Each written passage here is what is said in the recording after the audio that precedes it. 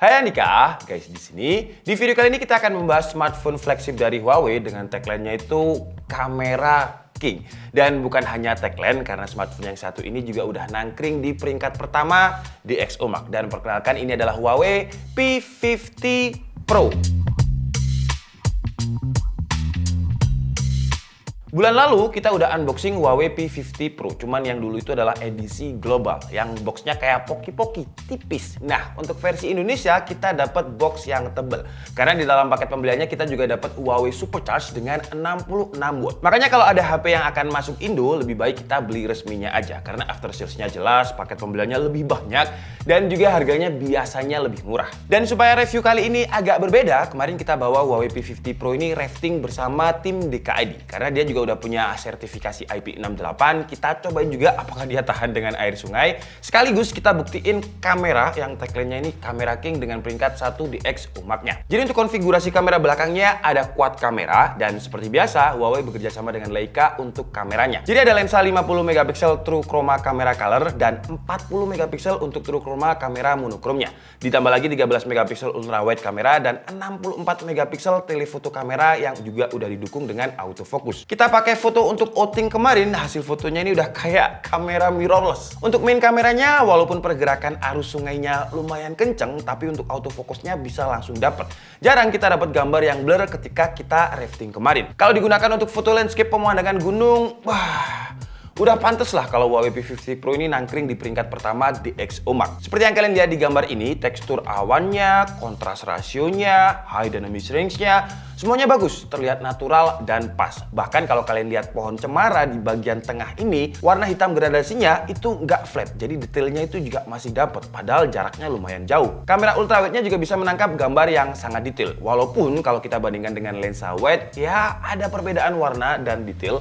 Di lensa wide dia lebih bisa nangkep cahaya dan lebih detail memang, tapi di lensa ultrawide-nya pun kalau kita perhatikan juga masih oke banget. Langit-langit mendungnya, terus detail kayu di ayunannya, terus juga muka orangnya itu juga masih terlihat detail, walaupun memang lebih detail di lensa wide. Emang kalau ngomongin kameranya Huawei itu saya bisa excited dan fiturnya terlalu banyak. Jadi kalau kita bahas, kita kupas semuanya, bakal seharian. Kita ngomongin yang menurut saya paling menarik untuk dibahas aja, yaitu 64 megapiksel kamera teleskopnya yang bisa zoom sampai 100 kali. Dan kemarin pas banget momennya ketika kita outing ada pesawat jet yang lagi jalan. Jadi kita ngezoom 100 kali pesawat jet yang lagi jalan. Jadi dia punya OIS untuk teleskopnya, walaupun kita zoom sampai 100 kali, kita bisa menangkap objeknya dengan mudah. Karena kalau kita zoom udah di atas 10 kali, di pojok kiri interface kameranya kayak dikasih viewfinder lagi untuk ngepasin ke objek. Dan dengan OIS-nya, gambar yang kita zoom nggak shaky.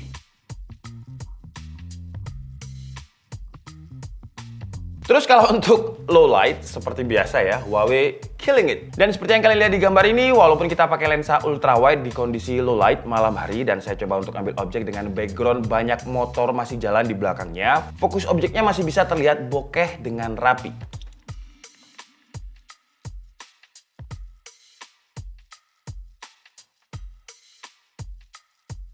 Untuk kamera depan, Huawei P50 Pro pakai 13 megapiksel selfie kamera, terus juga udah banyak fiturnya kayak portrait dan juga beauty.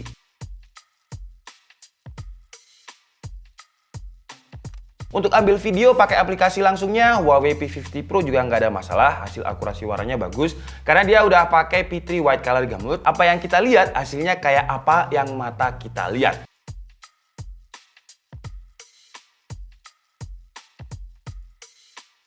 Oke, jadi ini adalah kualitas kamera depan dari Huawei P50 Pro.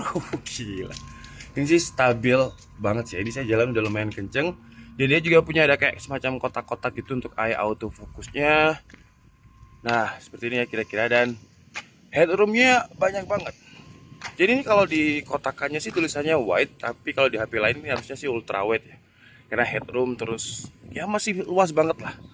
Terus kalau kalian lihat di bagian, nah situ awannya, wih, XDR-nya terlihat bagus banget. Kalau misalkan backlight pun muka saya juga masih bisa terlihat dengan sangat jelas ya. Tuh. Dan ketika di mode ini saya juga bisa zoom lagi nih. Jadi kalau misalkan saya pencet titiknya ini 0,8 kali. Wah, ini mbak-mbak naik grill. Tawa lagi.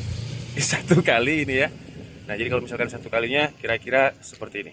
Oke, jadi ini adalah kualitas kamera belakang di lensa ultrawide, tapi ini kita bisa zoom juga. Jadi kalau misalkan kita zoom di mode video ini, dia bisa berapa kali nih? Coba ya. Dia bisa 20 kali. Nah, dan 20 kalinya nih, tuh kalau kalian lihat masih stabil ya. Biasanya kalau HP kita zoom itu kan ada agak shaky-shaky-nya, kalau ini enggak. Kita kembalikan lagi ke wide dan kita coba jalan. Wih, gila gak ya? Jadi kalau kalian lihat tuh, awannya tuh bagus banget kelihatannya di sini. Warna rumputnya juga hijaunya itu keluar. Dan ini saya jalan lumayan cepat loh, tuh ya. Dan kalau kalian lihat stabilnya gila gak sih? Tuh. Nah, sekarang saya coba agak lari ya. Kalau lari kira-kira seperti ini.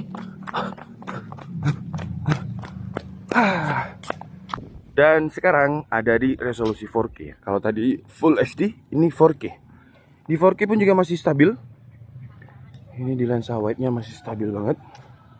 Kita coba untuk jalan dan awannya sekarang malah terlihat lebih detail. Kita coba fokus. Set. Waduh. Gila.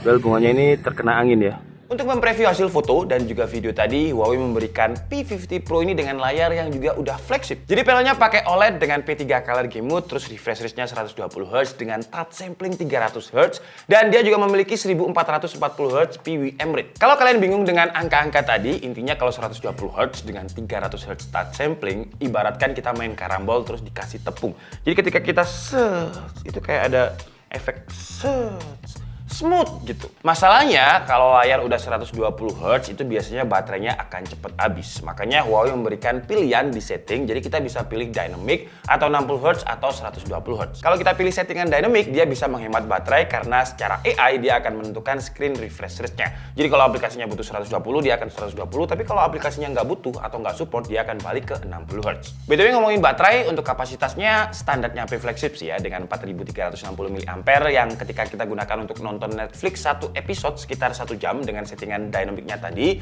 dan brightness ada di sekitar 50%, dia berkurang sekitar 12%. Kalau untuk waktu pengecasannya, karena dia udah dapat Huawei Supercharge 66 watt, ngecas dari 0 ke 100% cuma butuh waktu sekitar 42 menit. Sekarang saatnya kita ngomongin performa dari Huawei P50 Pro, dan untuk unit yang resmi masuk ke Indonesia, dia pakai chipset dari Qualcomm, yaitu Snapdragon 888 yang masih terkenal lumayan anget. Tapi di Huawei ada settingannya. Jadi kalau misalkan kita masuk ke setting, terus masuk ke baterai, itu ada mode yang saya suka, yang saya sebut dengan Super Saiyan Mode atau Performance Mode. Memang kalau kita pakai Super Saiyan Mode, performanya lebih kenceng, tapi ya kadang lumayan anget.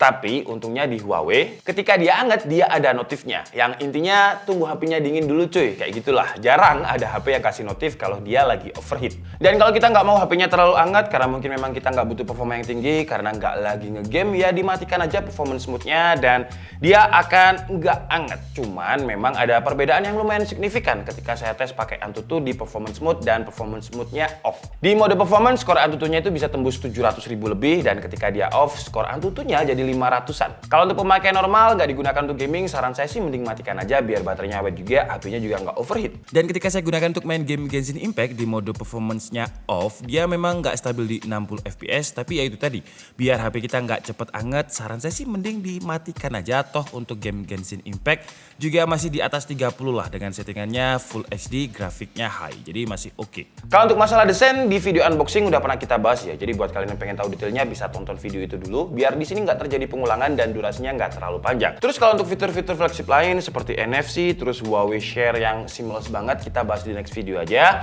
Saya akan coba pakai dulu HP-nya sekitar 1 atau 2 bulan, nanti akan saya share pengalaman saya kepada kalian. Dan mungkin buat kalian yang ada pertanyaan tentang Huawei P50 Pro ini, silahkan tulis di kolom komentar. Jadi nanti di video pengalaman saya 1 bulan pakai Huawei P50 Pro ini, saya bisa jawab langsung di video. Oke, jadi mungkin cukup segitu aja video kita kali ini. Saya minta maaf kalau ada kesalahan dalam penyampaian informasi seperti biasa. Kalian bisa mengkoreksinya di kolom komentar. Saya Nika Stabudi and see you on the next video. Bye-bye.